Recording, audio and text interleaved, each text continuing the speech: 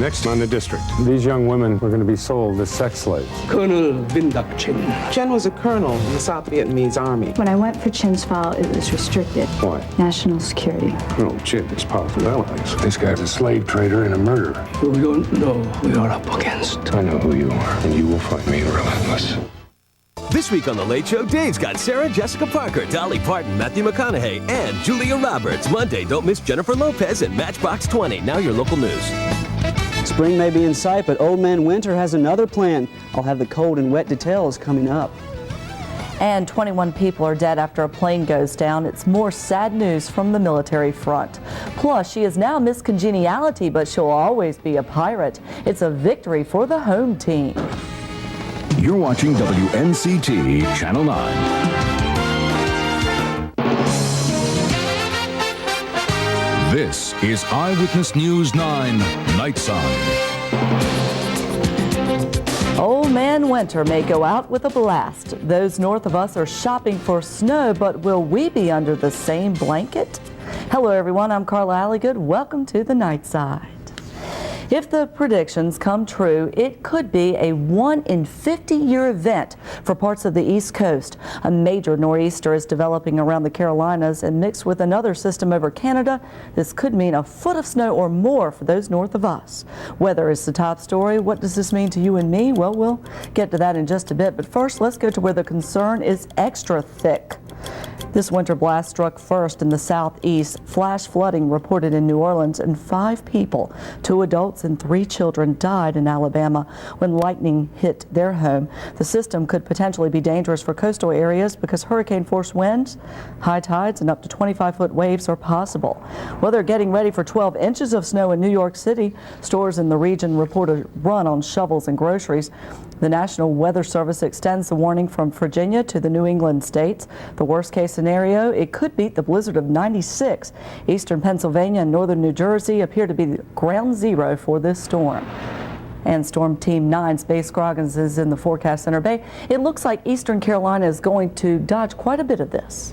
Yeah, quite a bit of the rain is into our area, but the snow is well on its way on Monday. So for right now, though, it looks like a lot of rain across the east. Let's go ahead and take a look at neighborhood Doppler 9 now. Show you where these heavy showers are right now. Moving into Warsaw, Edgecombe County, Lenoir County, Craven County, seeing some moderate downpours right now. Let's zoom in on Lenoir County. Here we can see Kinston just about to see some heavier showers now. Highway 258, a little bit tricky there driving tonight. Mount Olive, Trenton also seeing those heavy showers right now. As for the rest of the east, Greenville, Williamston, Belhaven, Swan Quarter, look out because those showers are on the way. From here, let's take a look at the temperatures tomorrow morning as those showers do begin early and will end towards the afternoon hours. 48 to 52 degrees for temperatures, northeast winds 5 to 10 miles per hour. Coming up, will we see snow? How much of it, and just how much more rain can we expect? I'll have those details.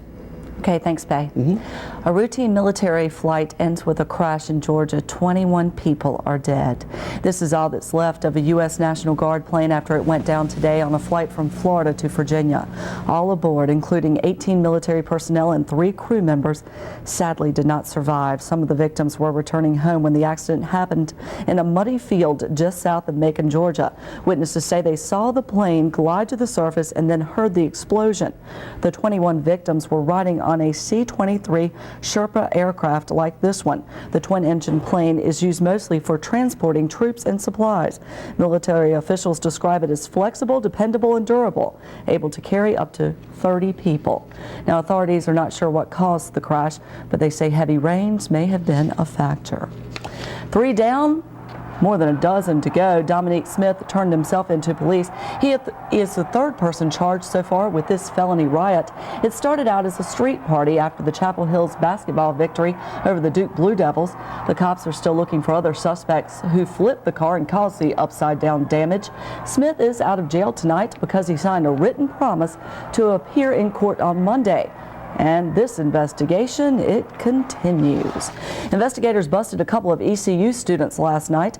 Both 38-year-old senior Brandon Locks and 20-year-old freshman William Kinsey are charged with armed robbery with a dangerous weapon. Pitt County deputies say the suspects drove to the pantry on Eastern Pines Road. Then one of the two allegedly went in and held up the clerk with the BB gun. Now, they got out the door with a small amount of cash, but two narcotics detectives who just happened to be in the area pulled the vehicle 5 minutes later. Both Locks and Kinsey are in jail tonight under a $40,000 bond. They're joining forces to improve education in Eastern Carolina.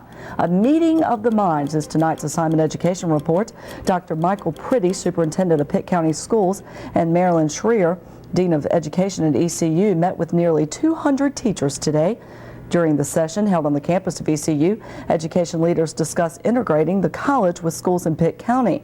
Many believe teaming up will benefit both partners by promoting interactive learning for the teachers of the future. We were just recognized nationally for being one of the best states in America for our preparation of teachers. East Carolina, as you know, is number one in North Carolina in the choir.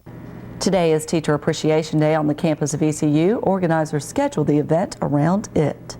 An ECU student goes to Indiana to represent North Carolina in the Miss USA pageant. You may have watched the live performance last night here on CBS. Well, Monica Palumbo did not walk away with the crown, but just seeing her on the stage is a big deal for the fans back home. Palumbo is from the Charlotte area. Now a sophomore at East Carolina University, she is majoring in musical theater.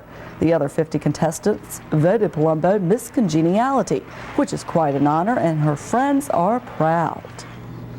We were all just screaming, and it was just like, it's so funny to see someone that we actually know, that we interact with on a daily basis on national television, like competing for something that's so big. Monica celebrated her 20th birthday during the pageant. Congratulations to her, and she should be back for classes on Monday.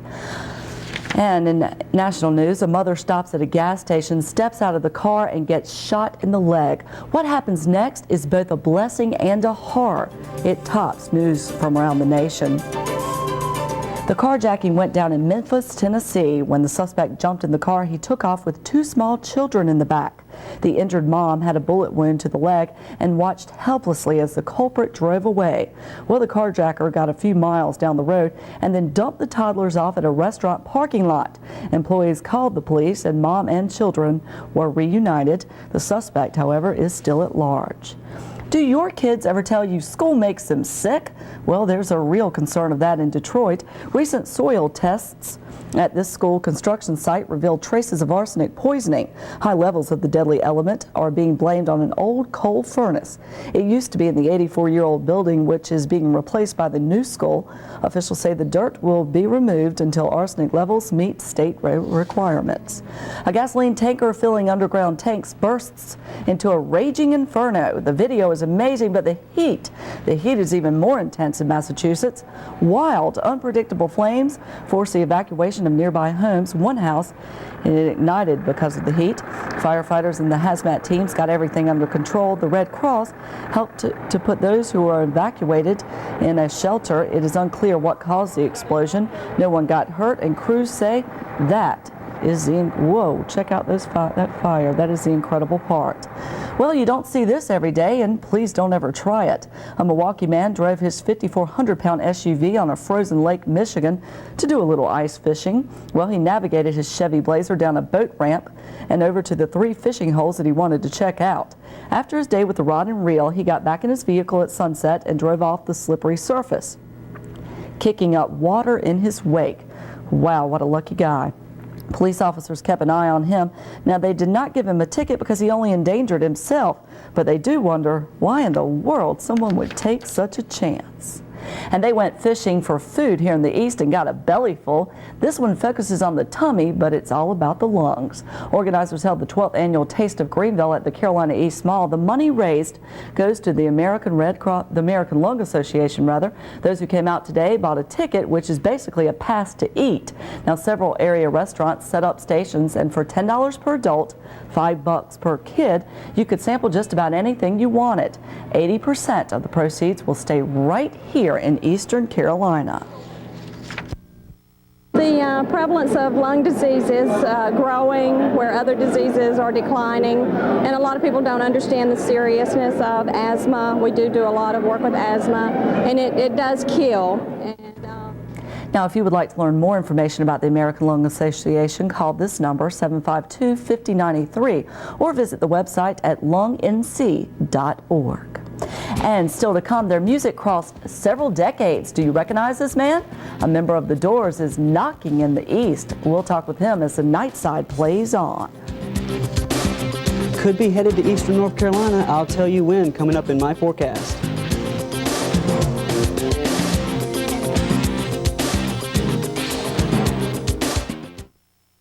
Buy one pizza, get two free, only at All-Star Pizza. I'm cooking tonight. Pizza for everyone. All-Star Pizza. Buy one, get two free. 3 pizzas for the price of one. We can feed the whole group. The kids just love it, and I like the price. All-Star Pizza. I love it. Buy one pizza, get two free, every day, every night, only at All-Star Pizza. Conveniently located on Charles Boulevard in Greenville. All-Star Pizza. More is better. At Paul's Carpet Gallery in Farmville, you'll find a great selection of ceramic tile, laminate countertops, wood flooring, Berber carpet, commercial and residential flooring. Paul's Carpet Gallery carries name brands like Mannington, Wilson Art, Hardco, Porcelainite. Paul's Carpet Gallery has a carpet special. Get carpet plus 8-pound pad and installation for only $12.75 per square yard.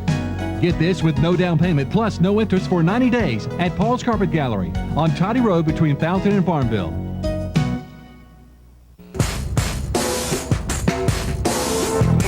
At Suncom, we feel those who share a gene pool should be able to share a minute pool.